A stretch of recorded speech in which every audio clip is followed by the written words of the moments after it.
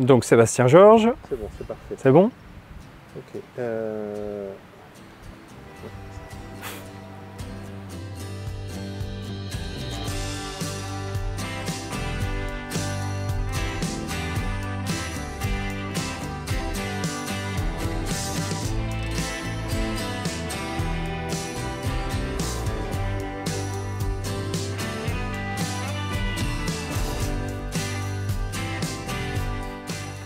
Nous nous trouvons actuellement au cœur du site minier du Tillot, site qu'on appelle les Hautes Mines, qui sont les anciennes mines de cuivre des Ducs de Lorraine qui ont été exploitées de 1560 à 1761.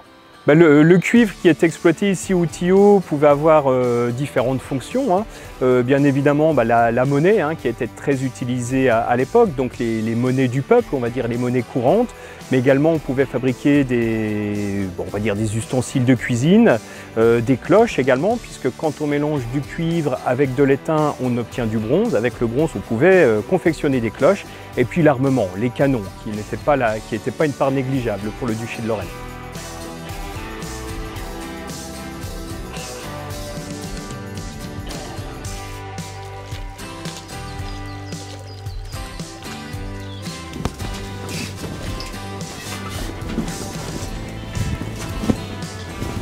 La première chose qu'on remarque dans cette mine, finalement, c'est l'extérieur. C'est-à-dire que si on regarde au-dessus de nous, on voit ce qu'on appelle le puits.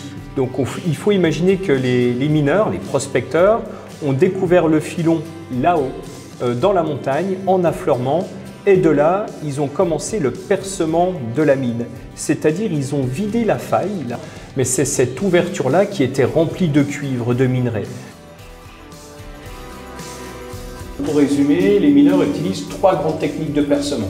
La technique de base, c'est ce qu'on appelle la pointerolle et le marteau.